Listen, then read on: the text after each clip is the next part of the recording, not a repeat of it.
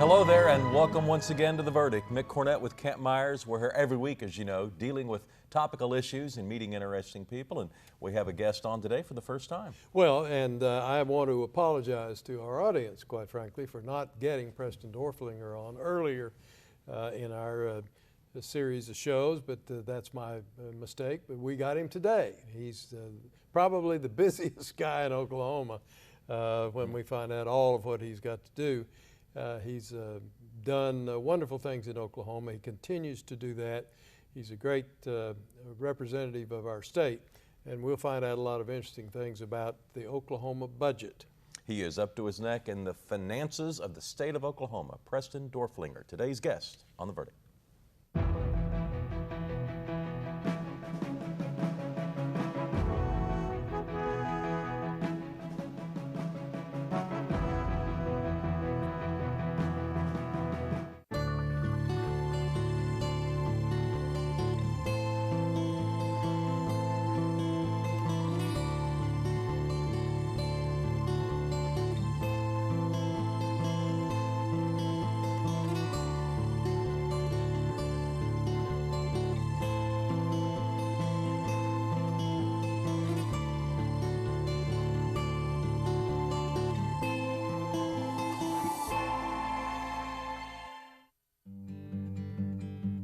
I've known I was going to be an artist since I was a little kid. I still have teachers that in grade school that still have my artwork. I think I told them something along the lines, this is keep that, it's going to be worth money someday. I'm Justin Mader, I'm an artist, and I'm Chickasaw. My muse is the Muskogean, Mississippian art. When I see that, my mind just fills up with bubbles of ideas. My big thing right now is shell carving, the shell gorgets. My work is refined more and more until I found my own rhythm. I also do metallurgy, where I've been acid etching copper and hammering copper to make a copper repoussé. You only have one chance to do it right, so it requires a lot of planning and thought and just patience. My Chickasaw heritage is the foundation of who I am. It's the roots of where I come from, and it inspires me as an artist and inspires the tenacity of never giving up. Learn more about today's Chickasaws at profilesofenation.com.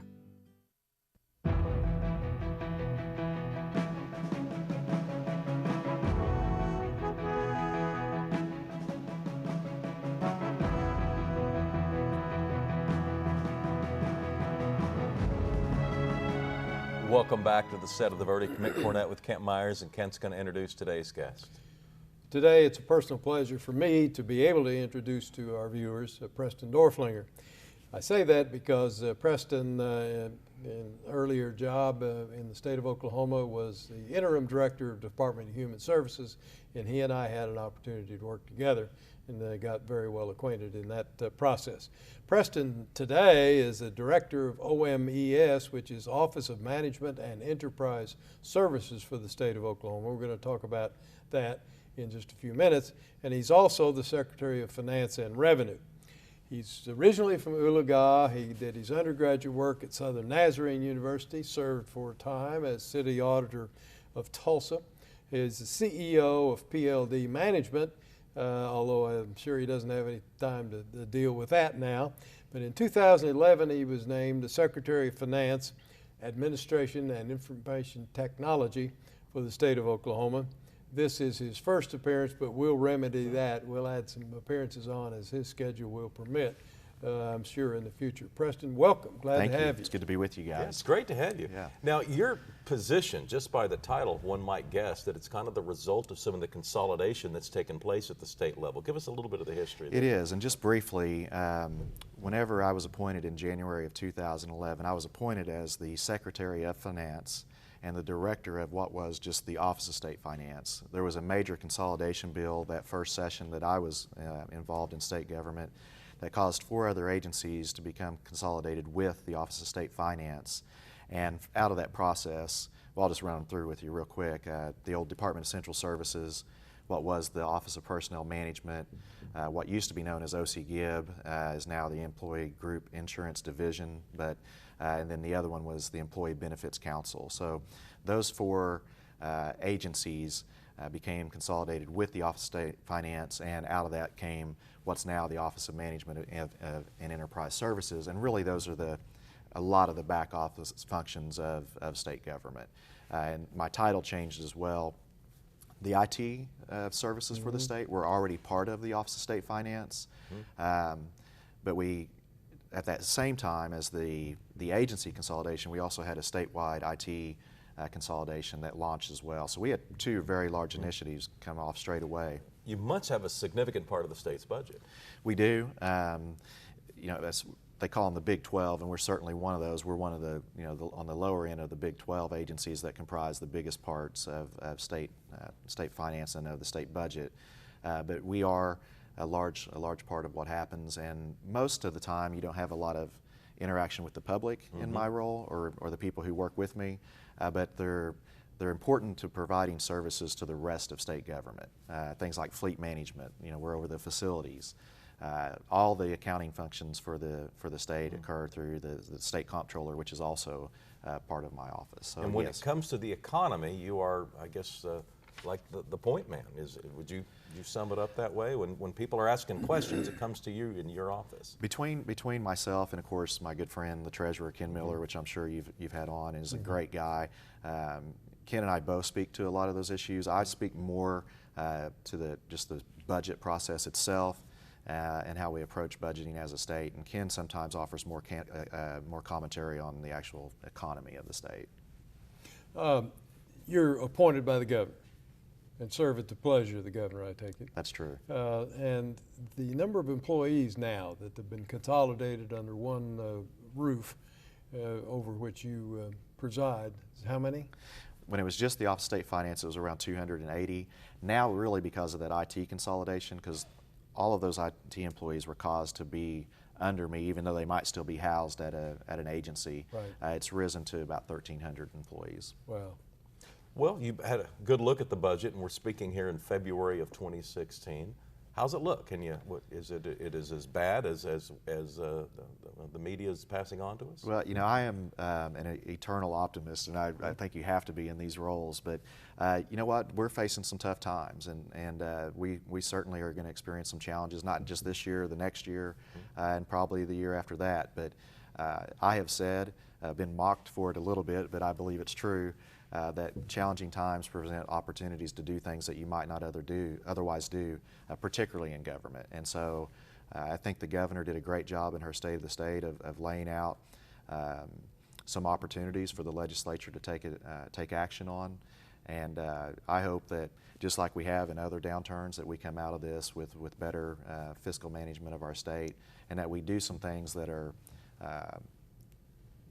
longer term thinking and are providing solutions that are further reaching than just thinking past our nose and trying to get through the problems of the day. Well, generally speaking, we know that the budget is a two-step process. I'm oversimplifying.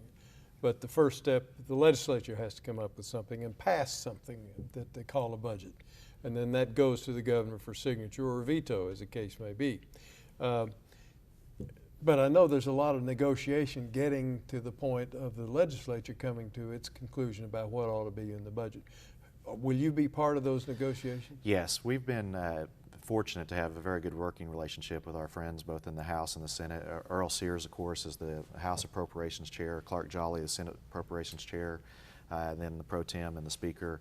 We've had very good working relationships, and I think historically, and probably when you had two different parties, maybe the governor's office wasn't brought into the room as early as we've been brought into the room to negotiate. But I think it's allowed us to have a better work product at the end of the day by all three of us working closely throughout the entire process. Well, let me ask you another question. I've seen it reported 2 or 3 times that you are the primary point person for the governor on the budget negotiations. Is that correct? That is true. And of course, I helped build her executive budget, which we rolled out as part of the State of the State. And then I engage with the House and the Senate in crafting what ultimately becomes the state budget. Why don't you break down where the money goes? If a person's tuning into the show and just kind of wondering where of those 12 departments, where does most of the money end up? We'll hit the big ones first, and they're places that people really care about. They're going to be places like education, of course, common education and higher ed, career tech,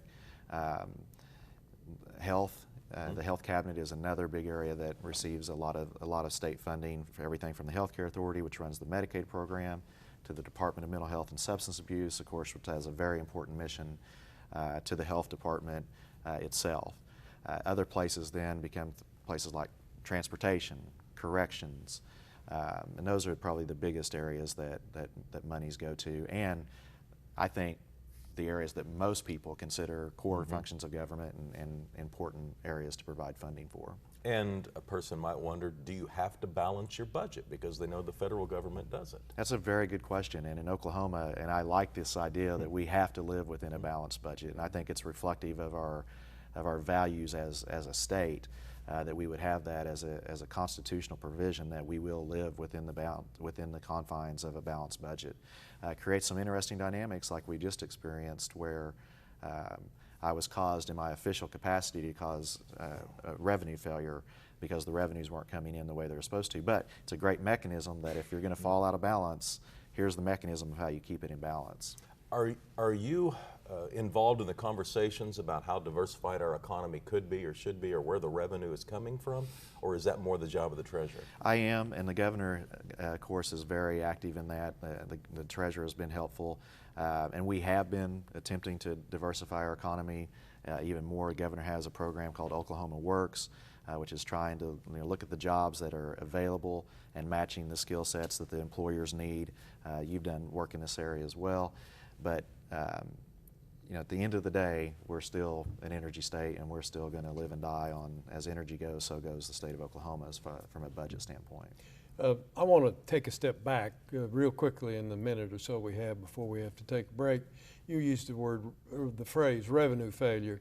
I presume that we had a budget that passed last year that was, of course, looking forward, what kind of revenue we're going to have to pay these bills.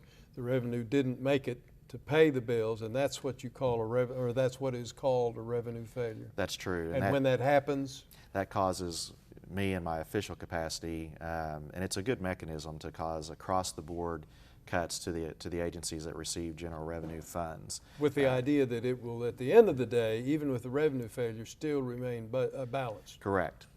But it's, this is a very volatile time, and the revenues are all over the map. I'm going to release soon this month's revenue report, and it's again the revenues are not coming in where we had hoped. Preston Doerflinger is our guest today. He runs OMES for the state of Oklahoma. We'll get back with more on Oklahoma's pending governmental issue with trying to solve its budget woes. Preston's our guest, and we'll be right back.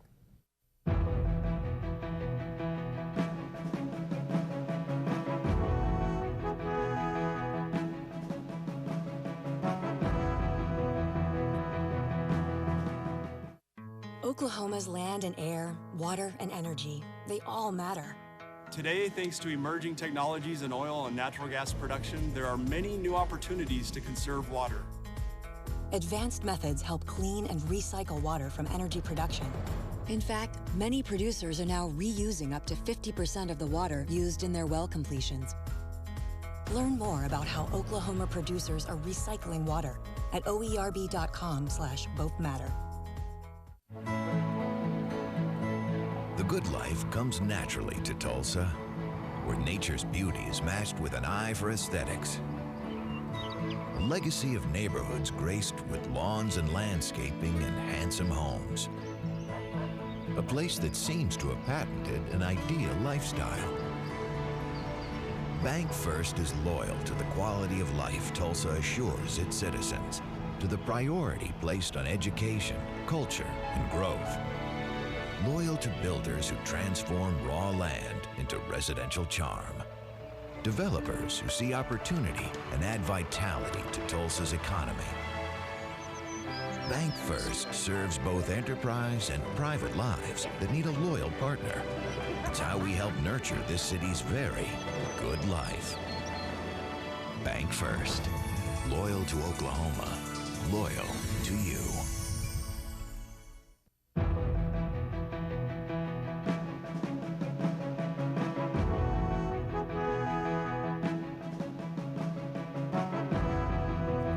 Welcome back to the set of The Verdict. Preston Doerflinger is our guest. Kent, where do you want to go from here? Well, we've been talking about the budget and the budget negotiations. I know that the representatives, I guess, from the legislature as well as the governor's office, who really is at the table when the budget is being negotiated? The original group is the House Appropriations Chair and Co-Chair, Senate Appropriations Chair and Co-Chair. Now, that's a little misleading because they're interacting on a regular basis with their committee chairs of various areas, whether that be health or transportation, corrections. But in the actual room, it is those people and myself. What about the Speaker? The Speaker, and the Pro Tem, and the Governor then receive, if you will, updates from the three of us, Earl Clark and I, and then we bring them together as well. For example, they're together every Tuesday morning for breakfast, and the budget is always a topic of discussion at those meetings to make sure we're staying on the same page that they would have us be working towards. Now, one way to do it would be to cut all agencies the same percentage, but that's typically not the way it's done. So who is likely to get impacted the most? Yeah, I think that we have tried in approaching the budgeting process to shield areas that are of a higher priority, or that we believe the citizens are more concerned about the services being affected in those areas. Again, places like common education are important, and this year we were able to, most of state government received a 6% cut in the governor's budget. We were able to shield places like education,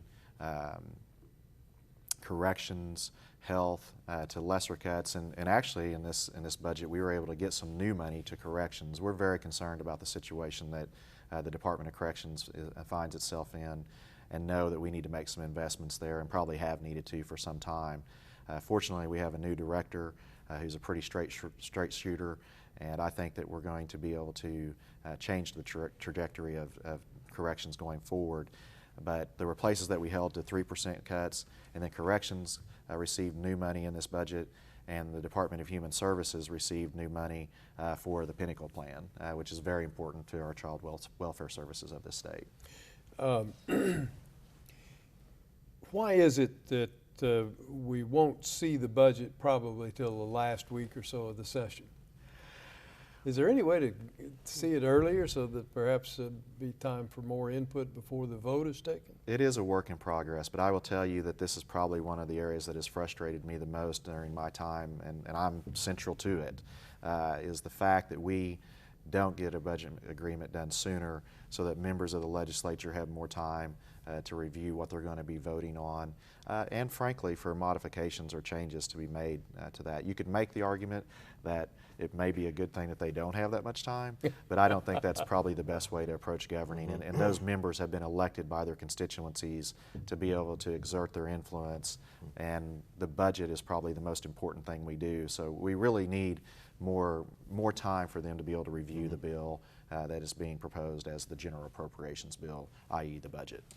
Both cities and the state of Oklahoma, cities in Oklahoma and the state rely heavily on sales tax. We know we're being impacted by internet sales where taxes are due, but there's a lack of a good collection process.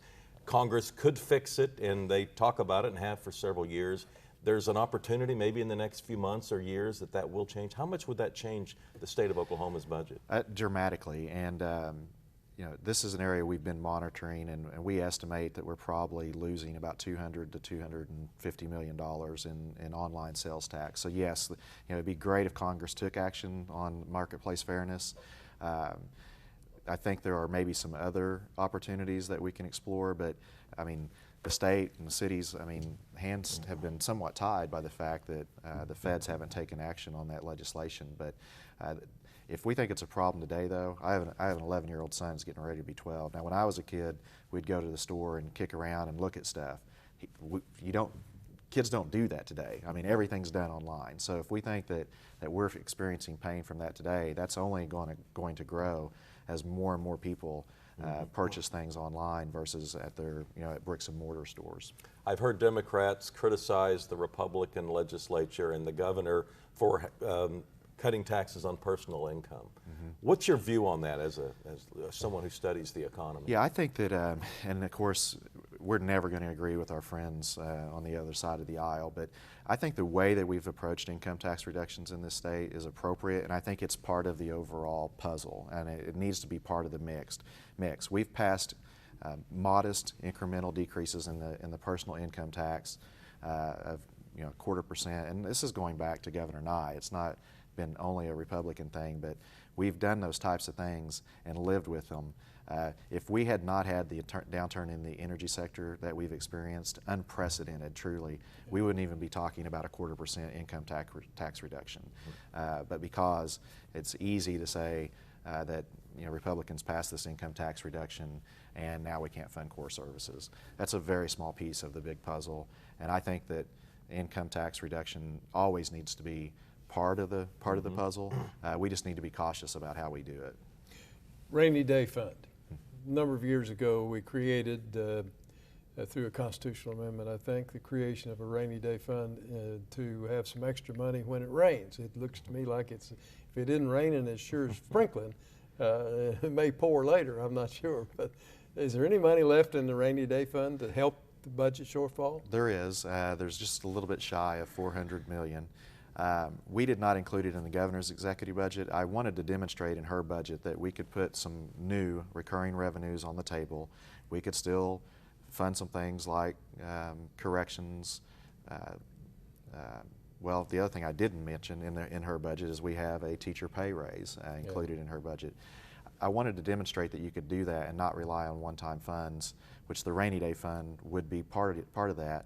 But also, I think we've got to be very careful in how we use the rainy day fund, because next year's not going to be better, and I'm concerned about the year after that. So there were two reasons for not including it in her budget, but I do think it will be in the mix, particularly as we receive new revenue numbers from the Board of Equalization in February.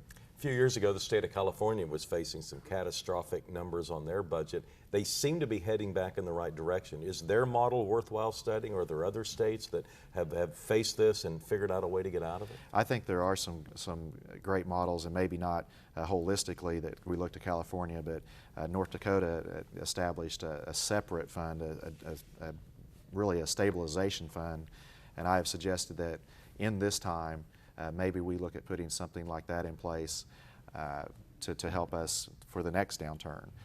There are other volatile sources that I don't even think should be part of the general revenue fund because they swing too much, and things like corporate income tax. You can have 1 month swing in corporate income tax and blow your numbers. So I do think there are things we can learn from other states. California has done some great things. Utah has done some great things, and we should use this time to put the state on a better fiscal footing going forward. And just like we've learned in the past, I mean, it's a little bit in the weeds, but we have the 5% cushion in our budgeting process that was an outcrop of another downturn to try to protect us, and it has helped on a number of occasions, including this cycle. Some states' legislatures meet 1 year on the budget only, and then next year on general matters, and then continue that process. Of course, we meet every year on the budget. Which would you prefer? Well, you mentioned that I was raised in Oologah, and Will Rogers used to say no one was safe when Congress was in session. So I guess there's that part of me that the less they're there, the safer we all are. But all kidding aside, and in due respect to my friends in the legislature, I like the idea of being hyper-focused on the budget every session and adding policy the other. But I think we can do both, and I'm not sure that's necessary, but I'm always going to want there to be a hyper-focus on the budget. It's the most important thing we do, and everything plays into it. Preston Doerflinger has been our guest today on The Verdict. He is in a lot of conversations with the governor and the legislature about how we're going to fund this perceived gap in our state's budget. We appreciate you coming by and helping to explain to our audience everything you guys are looking at and dealing with. Thank you. Our thoughts are with you. Kent and I'll have a final word when we get back. Yeah.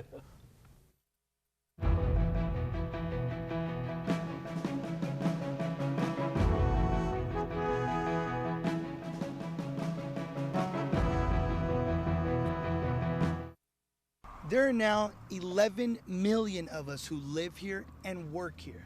I was 15 when I came here 6 years ago. I raised my family here. drive my truck to my job every day. The only difference between now and 6 years ago, I do it legally. I wanted to. Because this is my home.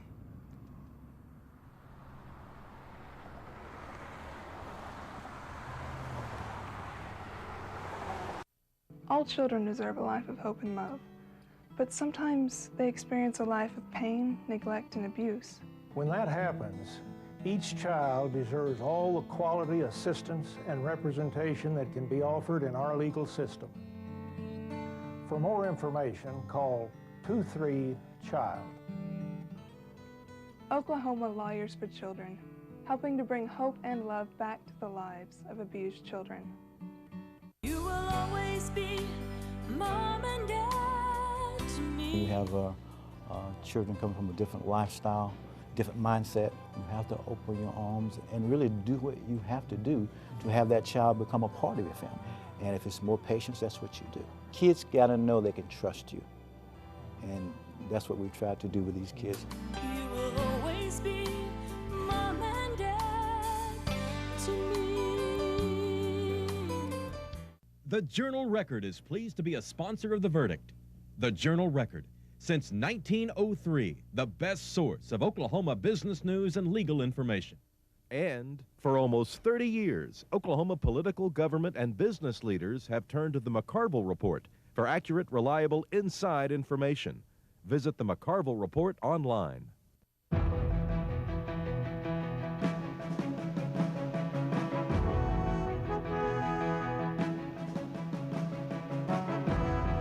Welcome back to the set of The Verdict. Mick Cornett and Kent Myers, and we're wrapping up the show with Preston Doerflinger. Yeah, Preston is really a good guy, and he's a very knowledgeable, intelligent fellow, but he's got huge responsibilities now with the budget being in the shape that it is in, and how you continue to fund state services without pinching too many people too hard. Yeah. And that's an awfully difficult line to draw, but I don't know anybody else I'd trust more than Preston to handle that share of it.